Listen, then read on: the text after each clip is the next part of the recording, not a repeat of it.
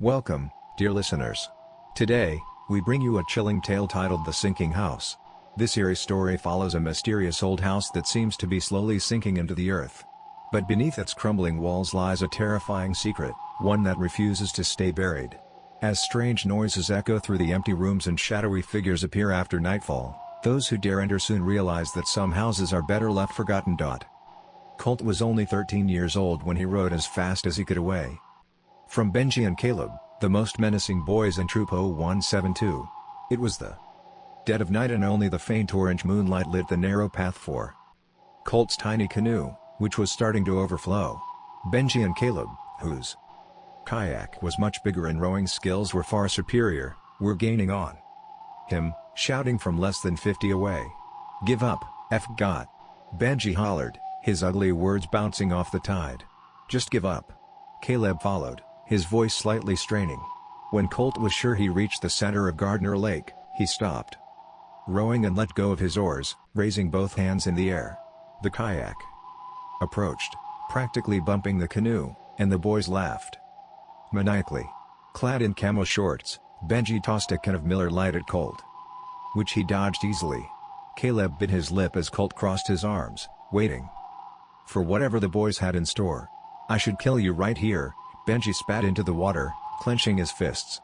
"I will slice you like the fruit you are." Colt sighed as Benji drew a pocket knife from his shorts. He was ready for this confrontation, even though he had no idea how to fight. Since last summer, Colt had been running from the rumors, running from all the ugly words about him being different and better off dead. He was done running from the truth. "So do it," Colt said coldly. "Slice me like the fruit I am.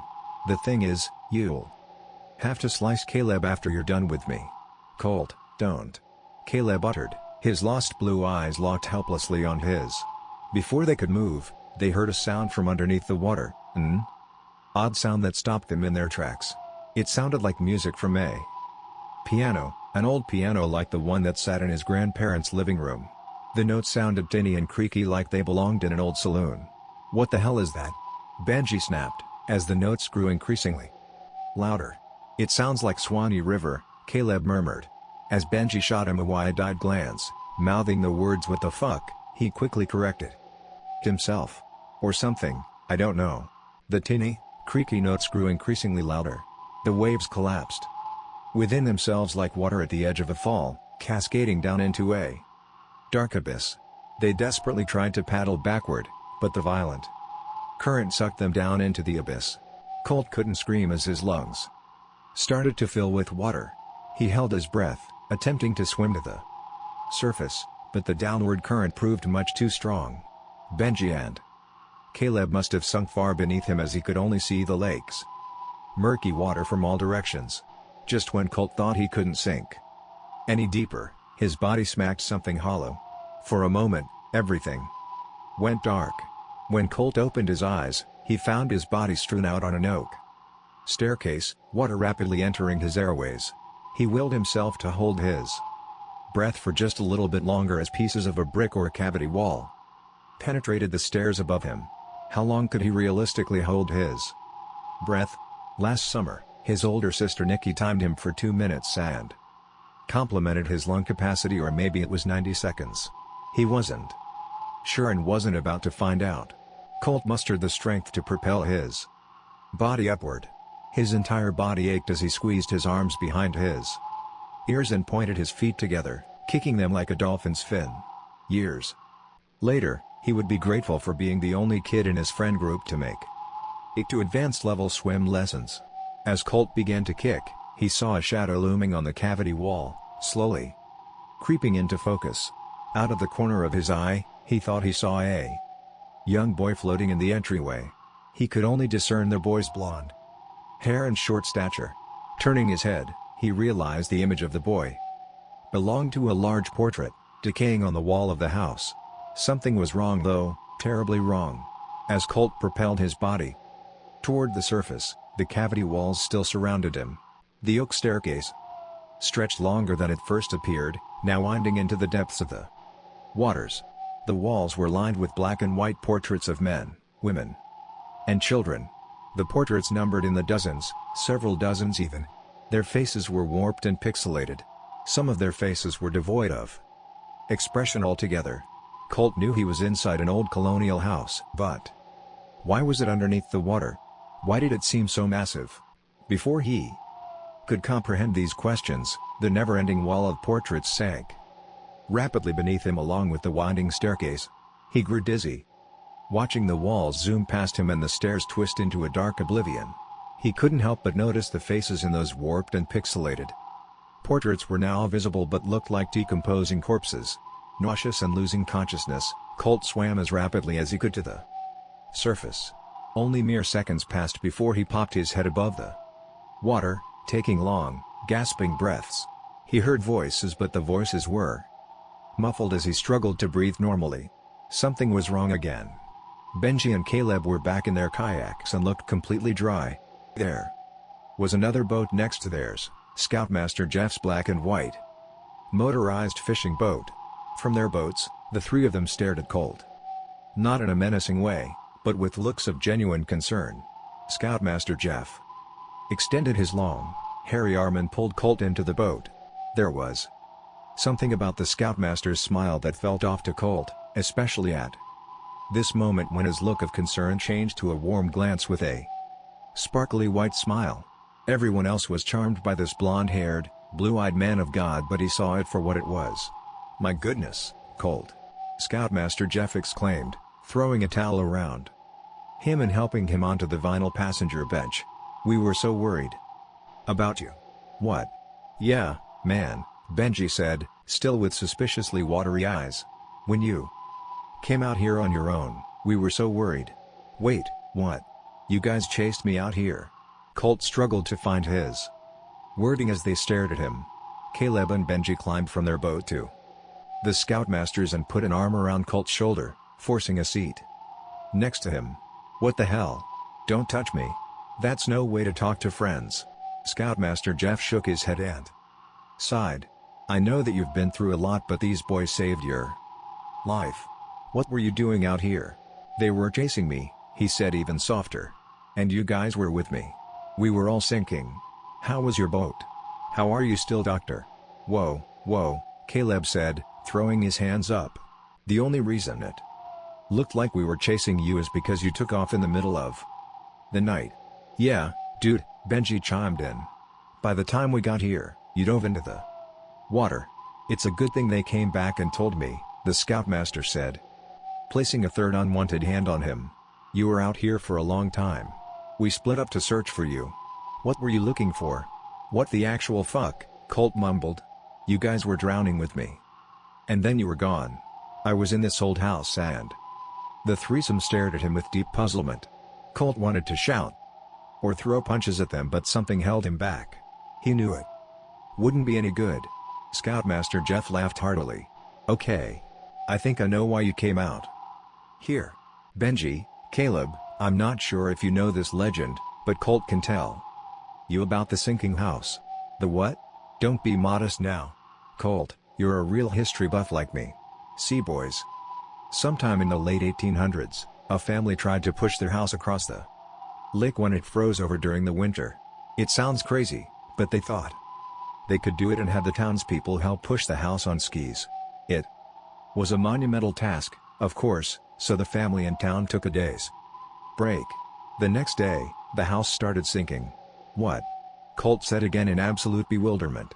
"I guess that makes sense now. I mean, I saw the staircase and portraits and..." Colt's words faded into another hearty laugh from the Scoutmaster. "You have an active imagination. The house sank over 100 years ago. Even when I was a boy, divers had taken most of the valuables from the house. You wouldn't have seen any portraits." "What?" "But I did, and I heard piano music." This time, all three of them laughed heartily. Scoutmaster Jeff patted his back once more, which caused Colt to squirm. "Looks like someone's bought this particular legend hook, line, and sinker." As the threesome droned on about the odd legend, Colt heard the tinny, creaky notes from beneath the waves. Colt shivered and Caleb bit his lip. They exchanged glances for a quick second. Colt furrowed his brow, which caused Caleb to gulp before turning back to the Scoutmaster. After the conversation ended, Colt and Benji climbed back into their boat, which the Scoutmaster had tethered by rope to his. He tethered Colt's too, which had a small hole in the stern. For the first few minutes, as the boats glided across the waves, the lake sounded peaceful. When they neared the shore, however, the notes of Swanee River played again, this time increasing in volume. The Scoutmaster and Benji were blissfully unaware of that awful song. Then again, maybe they were being purposely deceptive. He was too tired to tell, but knew that Caleb heard the notes when he caught sight of his trembling lower lip. After they reached the shore, Scoutmaster Jeff and the boys moored their boats to the wooden dock and attempted to lure Colt back to the campground. Colt insisted he needed some time alone. Reluctantly, they headed back to the site, which was still lively with activity. Colt stayed on the dock, admiring the orange moonlight and the way it illuminated the lake. He would often sneak out to the docks when the boys told campfire stories or played pranks on each other. On any other night, he would have felt at peace. Tonight, he couldn't help waiting in nervous anticipation for the eerie piano music to return. Tonight, he couldn't help waiting for Benji and Caleb to get him when he least expected it. On the other hand, they might just keep up the charade of claiming Colt dreamt of being chased, just like he dreamt of the sinking house. "Hey, bud." Colt groaned as he heard his tentmate Jordan step onto the dock. "Are you coming back to camp soon?" Colt shook his head. "No, Jordan. Just leave me alone." "Whoa. I just came out here to see how you're doing." Colt turned around, groaning more audibly as he saw the only scout considered weirder than him dressed in an oversized X-Files t-shirt and torn sweatpants decked in little alien heads. "We both know why you're out here. You heard them talk about the sinking house and how crazy I am." "I don't think you're crazy." "Of course you don't." Colt sighed and took a seat on the edge of the dock. "No offense, Jordan, but you're the last person I want to talk to about this right now." "It's not like you have anyone else to talk to," Jordan replied, taking a seat next to him. "Why were you out here anyway?" Colt composed himself with a single deep breath. "You can't tell anyone, Jordan." "I mean it." He nodded. "Benji saw Caleb and me walking together the other night. Caleb got nervous and told Benji I was stalking him, which is not true. Anyway, they chased me and I took a kayak to get away from them. That wasn't a good idea because they're better kayakers than I am." And then Colt looked up to see if Jordan was still listening, which he truly appreciated. The other scouts would have made fun of his lisp by now or told Colt he deserved it. "And then we heard this weird piano music and started drowning." "I know it sounds crazy, but it was like we were sucked down a vacuum or portal or something. I ended up in this sunken house. It had a staircase and creepy portraits. I know it sounds unbelievable, but..." "You found the sunken house of Gardner Lake," Jordan exclaimed. "You would know the legend." "I do. I can't believe you found it." "Holy shit, dude." Colt smiled faintly as Jordan went on about how he researched the house on this website called the Shadowlands and always wanted to find the house. "Well, they don't believe me either." "Then, they're full of it. Everyone knows about the legend, and if they deny it, they're lying to themselves." "I guess so." "All right," Jordan said, sighing and looking over his shoulder. "I'll tell you something too if you promise not to tell anyone." "Okay." "Last night, I saw a scout I didn't recognize.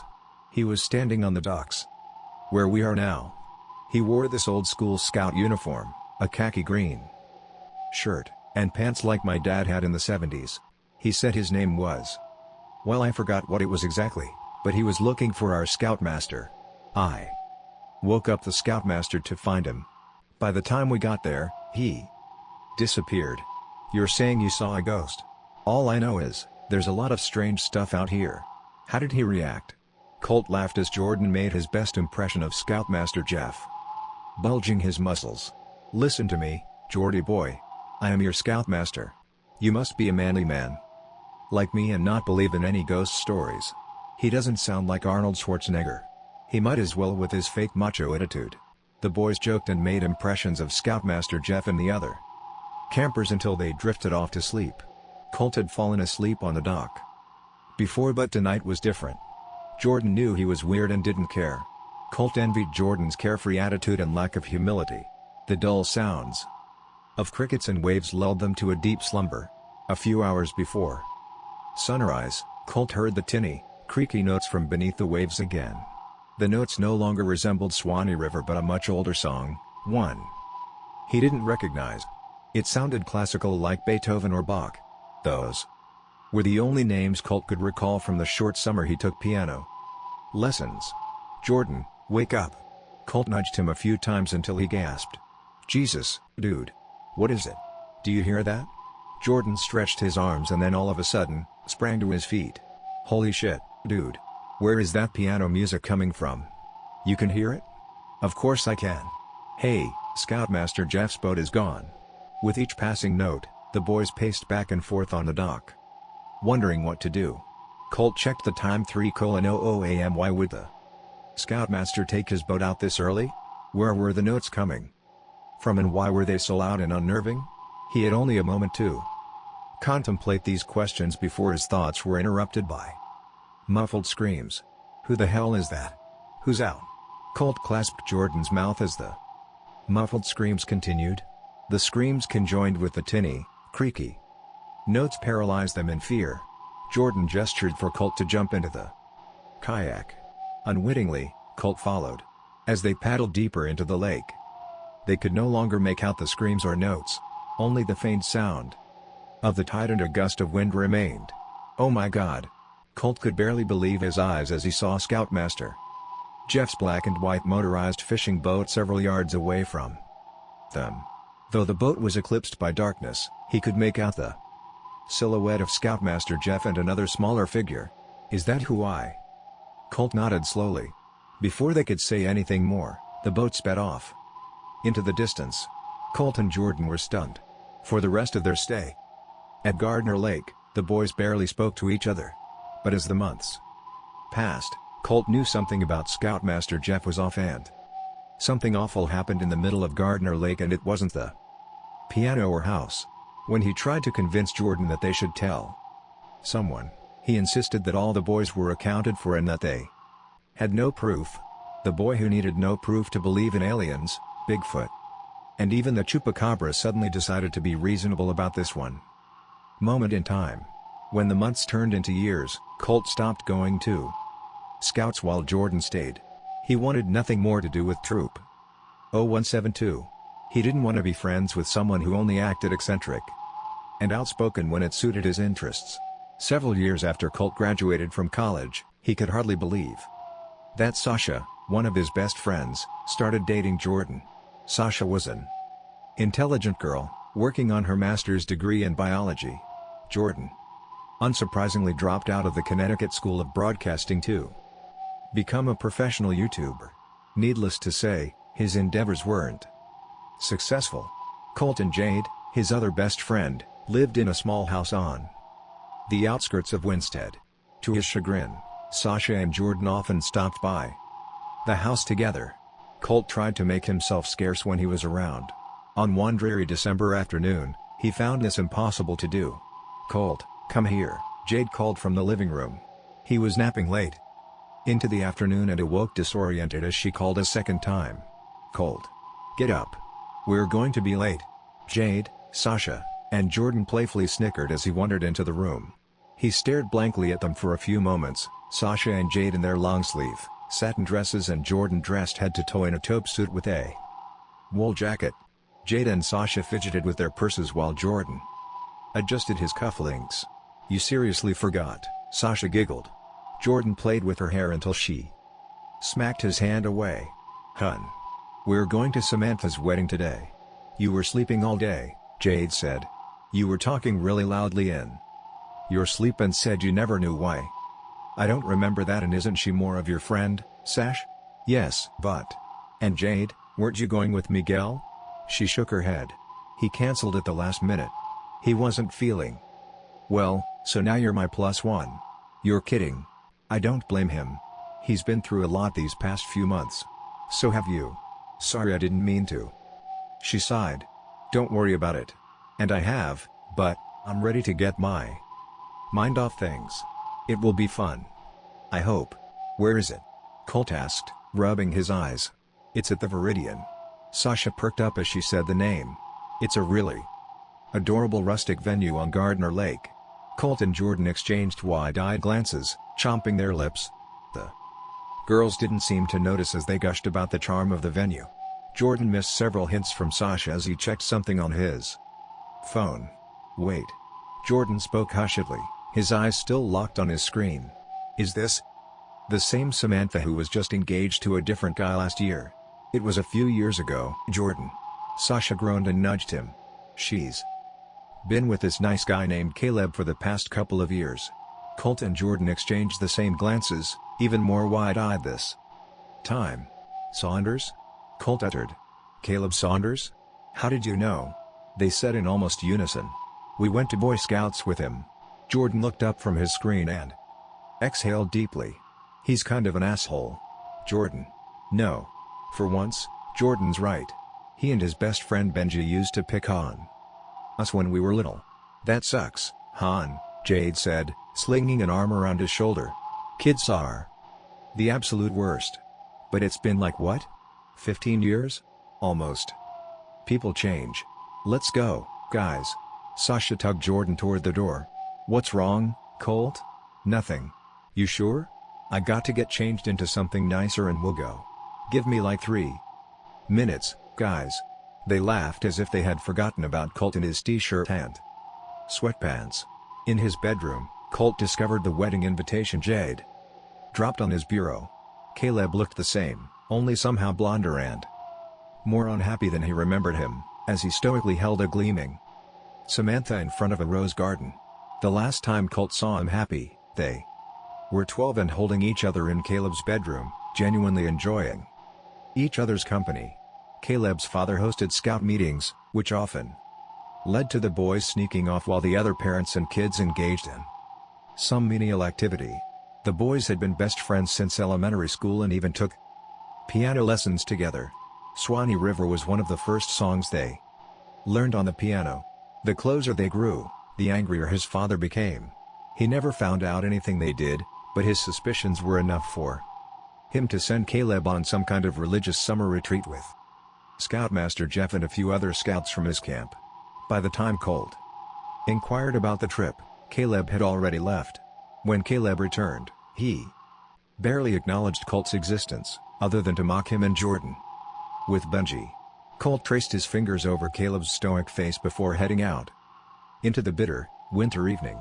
It's a little less than an hour and a half from here, Jordan said as he started his clunky Chevrolet. Colt and Jade squeezed into the back seat, around boxes of clutter and discarded cans of soda. Excuse the mess, guys. Don't worry about it, Jade said, swatting some cans onto the floor. After a while, Jade noticed how unusually quiet the guys were. This guy must have been awful to you, huh? Jade, Sasha exclaimed as Jordan nodded straight forward. I thought we said that people change. You said that. Jordan was still unusually quiet. People like Caleb and Benji don't change. They made our lives miserable every chance they got. Sasha sighed. Really? I'm sorry guys. He seemed so nice when I met him and Sam for brunch a few months ago. What did he do? They chased me, Colt said softly. They chased me by boat into the middle of Gardner Lake, saying they were going to kill me. Tell them the other part, Jordan said hoarsely. They won't believe me. They won't believe me. They'll believe you. Colt? He stared blankly out the window before his name was said a few more times. Yeah, sorry. It's hard to think about. They said they were going to slice me like the fruit I am and we were pulled under by this weird rip current. I sank deep into the water and saw this house. Sorry, Jordan chimed in, perking up a bit. Sometime in the 1800s, these people tried to push a house across the lake when it froze over in the winter. The house sank. Some say it was haunted. We even heard piano music coming from the lake. Thank you, Jordan. Oh, okay, sorry, I lost my train of thought. Anyway, the house was really old and had these strange photographs. When I came to the surface, I saw my scoutmaster with Benji and Caleb. The two denied they ever chased me.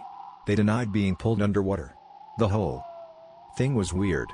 The rest of the summer, they taunted us mercilessly, Jordan said, clenching a fist. They taunted Colt for seeing the house and us for hearing the music on the lake. They accused Colt and me of being together and spray painted FG outside of our tent. I kicked both of their asses for that. I don't remember that, Colt said faintly. Beyond the morning they spotted the Scoutmaster's boat. The remainder of the summer was a blur. Perhaps he was so angry at Jordan for not wanting to say anything that he forgot the rest.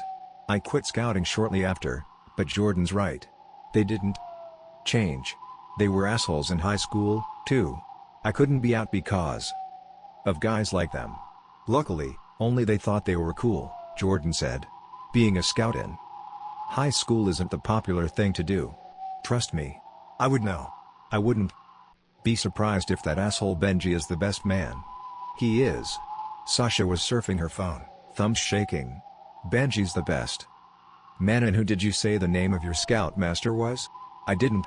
Jordan turned onto the interstate highway, struggling to keep his old Chevrolet steady in the wintry mix. Scoutmaster Jeff. He was a well-liked religious do-gooder, but I saw straight through it. He's the officiating pastor, Sasha uttered. Ugh. I'm sorry, guys. I totally didn't know. We can leave as soon as it's over. That's probably for the best, Jade stated firmly.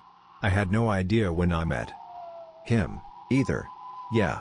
Colt kept his eyes fixed on the road. We can use travel or something as an excuse. Well, wait a minute, Jordan said. Maybe I could capture some footage of the lake for my YouTube channel. Don't even, Jordan. Sasha put a hand on his leg. I thought you were giving that up. Jordan ignored that remark and fidgeted with the dials on the radio. I'm sick of listening to my playlist. So are we, Jade laughed. There's only so much rockabilly we can take. That's weird. I only seem to be getting one channel out here, 96.1. Hey! It's playing this old-timey music, really old-timey music. The three of them simultaneously groaned as Jordan turned up the volume and snapped his fingers to the tune of the ragtime piano music. The channel was a bit static-filled, so he turned the dial a bit more carefully. For the next half hour, he annoyed them with this station and imitated a ragtime performer with a transatlantic accent. They pretended to ignore Jordan by being on their phones or talking over the music. When Sasha was sick of pretending, she shouted for him to shut the hell up. This bit went on until tinny, creaky notes from an old piano blasted through the car's speakers. What is this crap? Can we change this? Jade nudged the back of Jordan's seat. I think I recognize this from an old movie, Sasha remarked. It's still awful though. That's Swanee River, Colt murmured. Those awful notes were unmistakable. It wasn't the upbeat version he learned in piano lessons, but the slow, droning one he heard on Gardner Lake all those years ago. Typically, when he heard an audio version of the song, an old-fashioned crooner accompanied those notes with additional instrumentals. This version sounded like it was produced in a saloon or from the grand piano in his late grandparents' dining room. The four of them stayed silent as the song's volume and droning melody increased. That's the same song we heard on the lake that day. Jordan quickly switched the radio back to Bluetooth mode and sighed with relief as a song from his rockabilly playlist came on. We're not far out, guys. Let's just talk. Serves you right, Sasha said, slapping his knee. Jordan and Colt's stoic expressions caused Sasha to instantly regret her actions. I don't know what's going on with you guys, but I don't know how to help. What happened to you was messed up and I'm sorry. All I can say is if we stick together tonight, maybe it won't be as bad.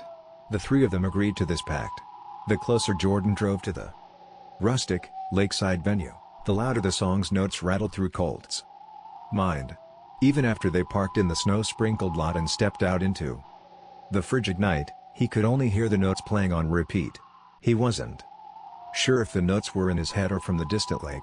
Burrowing his hands in his jacket, Jordan seemed unbothered and unable to hear the notes.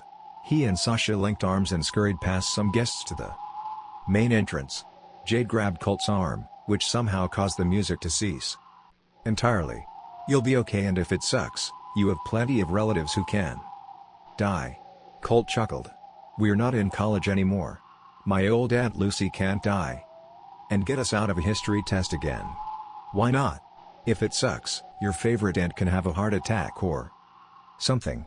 Jade and Colt joked about this and other college shenanigans as they made their way inside the lobby for cocktail hour. They marveled at the massive, tinseled Christmas tree that scraped the wooden beams. Jade remarked how lovely the stone-accented walls were along with linen-covered cocktail tables. When Jordan and Sasha sauntered over, the girls split off to socialize with Samantha's friends, leaving the guys to scan the room for any familiar faces. Cranberry and goat cheese baguettes? A tuxedoed waiter asked at their side. Colt shook his head while Jordan grabbed a fistful from the tray. Thwats Benji. Swallow. Sorry. That's Benji by the tree. He's talking to, oh man, that's Scoutmaster Jeff. Benji wore the same blue-streaked, spiky hair people knew him for in high school, while the Scoutmaster looked just as smug and well-dressed as Colt remembered him, sporting a crew-cut-in navy suit. Colt and Jordan watched the men reminisce with former scouts and clink glasses together. Something about their happiness made Colt nauseous. Maybe it was Benji's pompous laugh or the way the Scoutmaster touched all the men tenderly as he spoke. It's like they don't remember. Or don't want to. Jordan, don't you remember the morning we went on the kayak? You. No, the same morning we heard screams from his boat? Jordan nodded. Why didn't you say anything? I don't know. Maybe I was too scared. Who knows how many? Sorry. Colt willed himself to stop, exhaling deeply. The bulbs from the Christmas tree started to flicker. They flickered bulb by bulb, first in columns, then circling the tree the way a snake circles and encloses its prey. Colt grabbed Jordan's arm as the bulbs started to burst. No other soul seemed to notice. As glass burst onto the floor, Benji and the Scoutmaster laughed heartily with the others, unbothered by the glass raining upon their heads. They couldn't scream. They couldn't move. Colt rapidly blinked, hoping his eyes deceived him, but when he locked eyes with the group again, the men looked like teenage boys, wearing their tan shirts and long green shorts. The Scoutmaster remained his current age, caressing each boy's back. Jordan, are you seeing this? Jordan? What the hell's going on? I have no idea. Before they could say anything more, the glass from the chandelier burst into thousands of pieces. Jordan and Colt were unable to avoid the shards that pierced their shoulders. The 100 other guests carried on as if the glass wasn't falling into their food and drinks. Jordan yelped as a shard sliced the top of his ear. He cupped his ear, but blood trickled through his fingertips. Colt reached to help but then hit the floor as two more chandeliers exploded along with the last lingering light in the room. In the darkness, Colt saw the faint flicker of a flashlight. The light illuminated the faces of a dozen boys, all different ages, bringing their forefingers to the brim of their hats. Some of the boys wore the older uniforms Colt only saw in photographs, sporting 5-button, choke collar coats, and canvas leggings. Their faces looked older too, with stoic expressions and oil-slicked hair sticking out of their caps. In unison, the boys recited the code. On my honor, I will do my best to do my duty to God and my country and to obey the Scout law. Help other people at all times. Keep myself physically strong, mentally awake, and morally straight. Despite standing right in front of him, the boys' voices were hollow and grainy. They sounded as if they were pre-recorded on a wax cylinder, gramophone, or an even older device. The boys repeated the oath once more, their words bellowing in the darkness.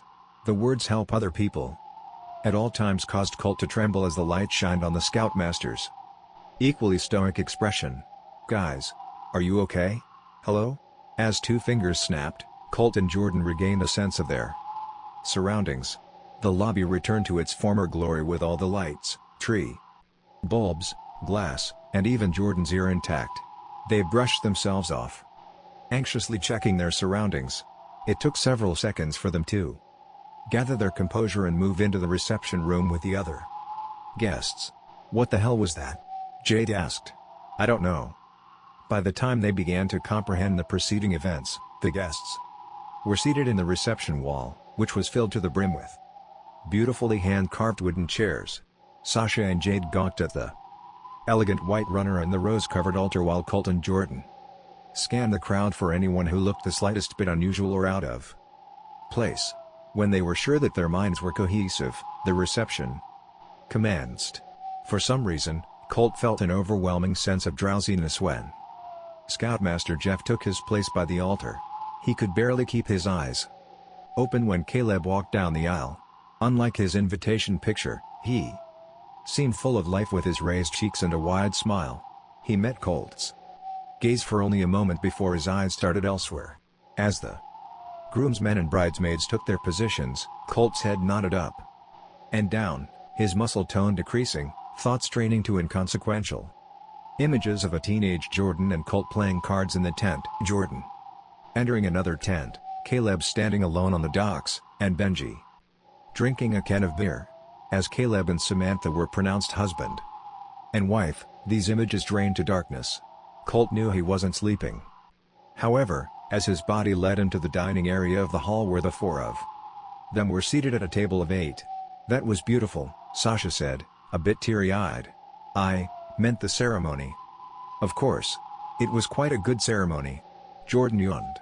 "I'm not into all that religious stuff, but their vows were beautiful." "I agree. I often thought about what my wedding would be like." "What did you think, Colt?" Jade waved a hand in front of Colt's face. "Earth to Colt?" "Yeah, no. It was good. I'm just tired." A boy with a khaki green shirt and pants came into his line of sight, gaping at Scoutmaster Jeff from a nearby punch bowl. "Hey, do you guys see that weird kid by the punch bowl?" "Colt. That's not nice," Jade said. "But yes, it's kind of weird to see a kid wearing a Boy Scout uniform." The boy took slow, almost robotic movements toward Scoutmaster Jeff's chair. "No. He is weird," Sasha said. "Who dresses their kid like that for a wedding? Oh God. Jordan? What's wrong now? You two have been acting weird and quiet all night." "I saw that same kid when I was little." Jordan's voice cracked when he spoke. "We were camping on Gardner Lake. He was standing on the docks, just staring out into the darkness. He wanted me to bring him the Scoutmaster. By the time I brought the Scoutmaster there, he was gone." "That's creepy," Sasha said, flicking the band of her watch. "But it can't be the same kid, Jordan. That was many years ago." "No, Sash. He's wearing the same uniform he did that day. You see that hat he's wearing? It's called a beret or garrison cap. My dad wore the same thing when he was a scout in the 70s. The four of them watched as the boy tapped the Scoutmaster on his shoulder. Scoutmaster Jeff turned around, his jaw dropping as he saw the little boy. The other adults at the table smiled widely at the little boy's presence, many wondering out loud if he was a family member or related to someone in the wedding party. "Can I help you?" Scoutmaster Jeff asked, forcing a joyful tone. "You're dressed up tonight. If you tell the truth, you will save us all," the boy said, his face and tone completely deadpan. What was that, buddy? "If you tell the truth, you will save us all," the boy screamed, drawing the table to complete silence. At the end of the table, someone shattered a wine glass. "I'm sorry. Is your mommy or daddy nearby?" "Your parents are my parents," the boy said firmly. "If you tell the truth, you will save us all." All eyes were on the Scoutmaster and the boy. All voices ceased, save for the distant wedding band. The Scoutmaster stood up from the table and knelt at the boy's level. "I'm sorry, everyone. I recognize you now, William. You've gotten so big. I'm sorry, everyone. That's my cousin Henry's kid. His family's going through a tough time." The Scoutmaster grabbed the boy by the hand and squeezed. "Your daddy went outside to get some fresh air. Let's go find him." "Your parents are my parents," the boy screamed as the Scoutmaster whisked him away through the grand double doors that led to the courtyard by the lake. "Our parents are dead. If you tell the truth, you will save us all." As the door slammed behind them, almost everyone in the venue returned to normal activity and chatter. Sasha, Jordan, Colt, and Jade glanced at each other and then back at the door, several times before Colt rose to his feet and crept out the same doors into the bitter night. A few moments later, Jordan and the others followed. The stone courtyard, a popular feature in the summer and fall, remained completely dark, its moss walls blanketed by snow and ice. Beyond the walls of the courtyard, Colt spotted the Scoutmaster and the boys standing on the venue's wooden dock. Covered in poinsettia petals from a photo shoot hours earlier, a black and white motorized fishing boat was moored to the docks. "They're on the dock over there, and that's the Scoutmaster's boat," Colt said, hands stiff in his jacket pockets. The others gathered around him, each placing a hand on his waist. "They're just yelling at each other, but I can't hear what they're saying." "What are you planning to do, Colt?" Jordan's voice trembled at the word. "Do whatever you're doing, please be careful," Jade followed. Sasha nodded. "What's the plan, Colt?" "What do you mean?" Colt said. "You guys aren't going to try and stop me?" They shook their heads. "We've been through too much together these past few months," Sasha whispered. "I'm going to stop him," Colt stated firmly. "He's hurt too many people." A cold breeze blew in from the lake. From inside the venue, they could hear the band playing the recessional song and loud cheers as the wedding party entered the room. As the music and cheers carried into the night, the Scoutmaster glanced over his shoulder, taking a few steps away from the boy. Then, he ran a full sprint back into the venue, not even noticing them. "You, want to go back in, Colt?" Jade asked as the Scoutmaster's voice boomed over the mic, triggering more cheers. He shook his head. "You want to talk to the kid, don't you?" Jordan sighed as Colt uttered, "Yeah," under his misty breath. "Do you want us to come with you?" "Only if you're comfortable." "None of us are comfortable," Sasha replied with an awkward chuckle. "But let's go find out what the weird kid wants." As the four of them trudged through the snow, the young boy echoed part of the Boy Scout chant into the wind with strength and repetition. "Help other people at all times. Help other people at all times. Help other people at all times." As they stepped onto the dock, Colt gently placed a hand on the boy's shoulders. The boy felt cold to the touch, colder than the harsh December wind. He expected his hand to go through the boy, but it remained firm, as the boy glanced up at him. "I failed," the boy said in a low, solemn tone. "I failed my oath." "What oath?" "To help other people at all times. I grew up to hurt other people. I grew up to be a monster, and that monster doesn't want to save any of us." Colt heard the boy sob, deep uncontrollable sobs. "Are you, Jeffrey?" The boy nodded, tears piercing the dock like fallen icicles. "But how? How is that possible? Scoutmaster Jeff is." As the boy wept, Jordan spoke hoarsely. "Alive. You're a living ghost, Ikirio. Aren't you, Jeffrey?" The boy nodded again. As he continued to sob, each tear froze and dissipated on the wooden dock. "A what?" the ladies muttered collectively. "An Ikirio is a living ghost. The Japanese believe that an Ikirio is a disembodied spirit that leaves the body of a living person to haunt people or places, sometimes nearby, sometimes across close distances." The three of them stood jaw agape as the boy stopped weeping. "Why are you here?" either Jade or Sasha asked. Colt couldn't tell. He was feeling drowsy again. "I've always been here," the boy said coldly. "What do you plan to do tonight?" "I need them to see me. I need them to see the others." "Do we have Ikarios?" Jordan asked, his voice now a faint whisper. The boy's frosty blue eyes affirmed his question. "Where are they?" "In the sinking house." With those words, the boy began to shriek, his jaw stretching to inhuman proportions, his eyes retreating into their sockets. The shriek was so audible and unsettling that it caused the icicles overhanging the venue to crash into the courtyard. The shriek carried into the depths of the night, shattering the light from the stars and the ominous blue moon. In darkness once more, Colt not only felt drowsy but as if he was falling, much like the way he fell into the abyss of Gardner Lake as a timid 13-year-old. "Ladies and gentlemen," Colt heard the Scoutmaster's voice as he drifted back into consciousness. He found himself standing on the dance floor next to the others who were visibly shaken, especially Jordan with moist eyes and teeth chattering. Caleb and Samantha Saunders will take their first dance as husband and wife. As Colt saw it again, the crowd cheered as the newlyweds took their place on the dance floor. "Let's get the hell out of here after this," Sasha harshly whispered. "I have No idea what's going on. The first dance commencing drowned out Jade and Jordan's words. For some reason, the band was shrouded in darkness.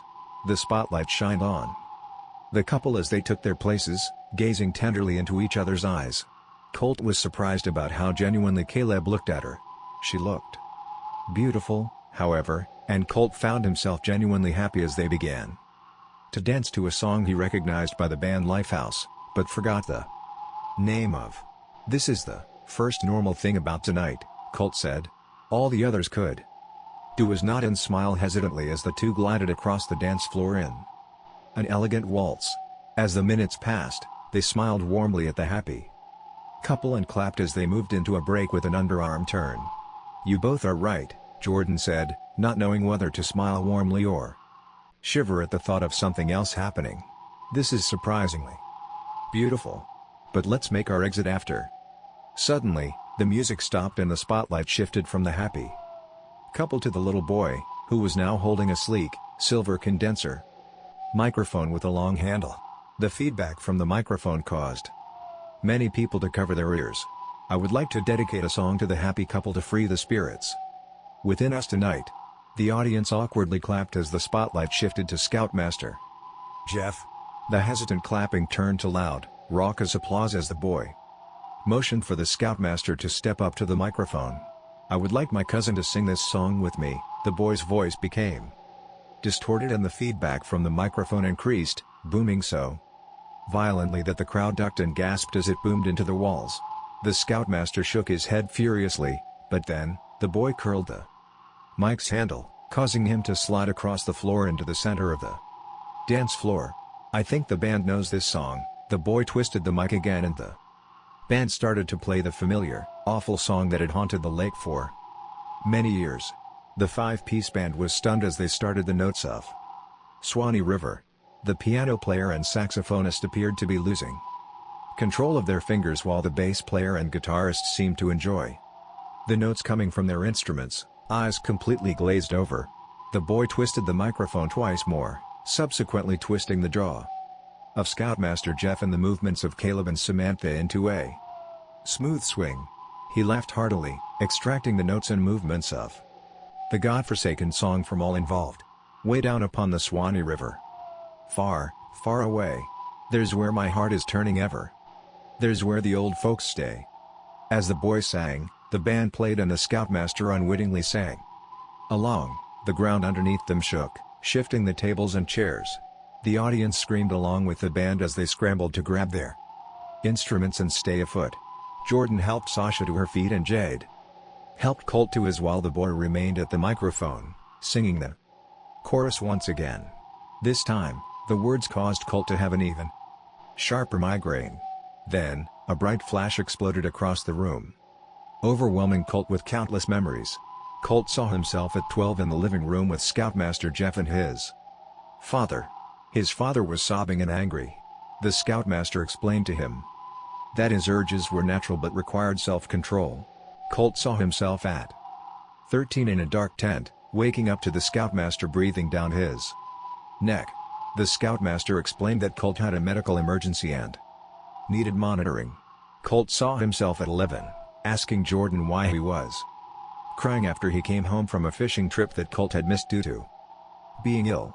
Jordan told him he had taken a bad fall and had an upper leg injury to show it. Colt saw himself at 14, a year after he quit Scouts, talking to Jordan in the cafeteria about Benji being arrested in the parking lot of a 7-Eleven, smashing beer bottles and screaming. Benji claimed in court that his father had abused him. Colt remembered Scoutmaster Jeff picking him up from high school and bringing him to AA meetings. Colt saw himself as a sophomore in college, abruptly ending a romantic encounter after being touched below his waistline. Later that night, Colt cried to Jade that he didn't know why he was so scared. When the bright flash ended, Jordan and Colt looked up at the ladies with tears in their eyes. "Scoutmaster Jeff is a monster," Jordan screamed, pushing a chair into a table. "I was only a kid. I was only a..." Sasha grabbed Jordan and pulled him in closer while he screamed into her chest. "I never knew why," Colt said as Jade hugged him. "I never knew why I was So scared until I remembered what that man did to me. The crowd was abuzz with chatter as several more men, including Benji and Caleb, approached the scoutmaster who stood unmoved as four men approached him from all sides, each one more rage-filled than the other. "You said my father caused my bruises but he never touched me," Benji screamed, raising a fist to his face. "I should kill you right now. You told me I couldn't like guys and girls." Caleb took a step closer as the scoutmaster bit his upper lip. "My parents sent me to therapy because of you, but they didn't believe me when I told them. I can't." Caleb stormed off into the vast sea of angry and confused faces, which were gathering nearer as the men continued to shout. Samantha frantically chased after him. "Our parents trusted you," a dark-skinned man with a fedora said solemnly, grabbing the lapels of the scoutmaster's jacket. His twin brother, who wore a matching fedora, hung his head low, shaking violently. "They trusted you to take us on a fishing trip because they both had to work. You know what you did to us?" The scoutmaster took a few steps back. The crowd of over 100 people, including the band, stepped closer to the scoutmaster, shouting and swearing. The little boy stood motionless in the middle of the floor. The scoutmaster scrambled to the serving table and grabbed a butcher knife, raising it in the air. "What are you going to do with that?" Benji shouted. "Are you going to stab us all? I dare you to try. How about you start with me first?" With the knife trembling in his hand, the scoutmaster took a step toward the boy, stabbing the butcher knife into his neck. The boy dropped to his knees, grasping his neck, but no blood fell through the gash. The boy tried to scream, but no sound emerged. As his eyes rolled back into their sockets, his image untethered like a ball of yarn, each string a vibrant color of his original image. Colt ran toward the boy, attempting to grab a hold of the strings, but as each stand fell into the palm of his hands, they disappeared into thin air. Colt fell into blackness again. "You seriously forgot," Sasha giggled. Jordan played with her hair until she smacked his hand away. "Hun. We're going to Samantha's wedding today." "You were sleeping all day," Jade said. "You were talking really loudly in your sleep and said you never knew why." "Oh no," Colt said. "Oh no. It couldn't have been some dream you were having," Jordan said. "You were saying Scoutmaster Jeff was a monster and his Ezekiel was there. And I haven't heard that word in a long time. Was that the one we had when we were kids?" "Yes. He's the officiating pastor today." "He's right," Sasha said, looking up from her phone. "Were you close with this guy?" "We all were," Colt shouted. "It couldn't have been a dream. It couldn't have." "Maybe you were," Jordan said. "But I barely remember the guy." "That's impossible. How could you forget what he did to us? How could you forget what he did to Benji and Caleb?" "Benji and Caleb? Those guys who used to bully us? Did he punish them? If so, they deserved it. Phew. They were real jerks." Jade put an arm around his shoulder and directed him to his room. "We've been through a lot these past few months, more than anyone should have to go through. I don't know who this guy is, but if you want to stay home, you can." "No," Colt shouted. "No, it must have been an awful dream. I was at the wedding and so much strange stuff happened, supernatural even. We all need therapy of some sort," she said. "I'm starting again when my insurance clears," and even Sasha and Jordan were talking about it too. "If you're having dreams like this, maybe you should." "Yeah. What he did to us wasn't a dream though. Will you talk to him about this?" Jade agreed, but for the entirety of the car ride, Colt stayed silent just as he had done all those years. He was beginning to forget too. He was beginning to forget what exactly it was Scoutmaster Jeff had done. Even his face was starting to become blurry. The anger and sadness deep inside Colt remained.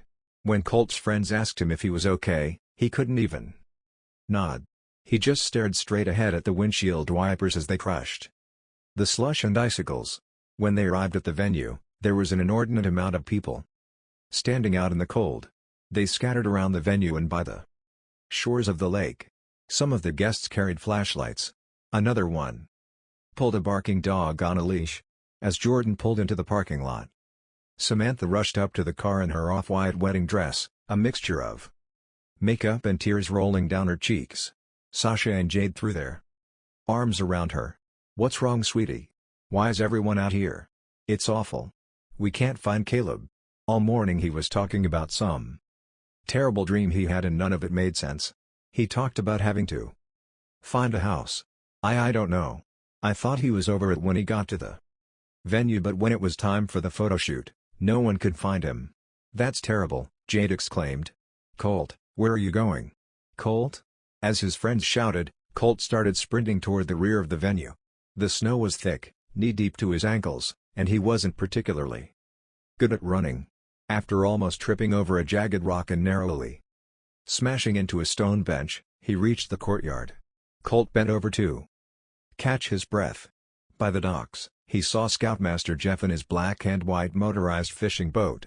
As Colt neared the docks, the Scoutmaster waved to him. "By golly," the Scoutmaster said. "If it isn't Colt Chambers from Troop 0172. It's been ages. I don't know if you've heard, but our groom has disappeared. I could use a good scout and a fine man like you to help." "Sure," Colt said, stepping into the boat. "Did he have his boat on him?" "It's the darndest thing." Colt cringed as the Scoutmaster threw an arm around him. "I know he has a kayak, but no one knows. You've become nice and strong. You're so grown up now. He might be in the middle of the lake." "Why do you say that?" "Just a feeling." As the boat sped toward the center of Gardner Lake, Colt shivered. He felt his hands go numb, sweat dripping down the back of his suit to his waist. Despite all that, he remained completely still. Gray and black clouds hid the ominous blue moon.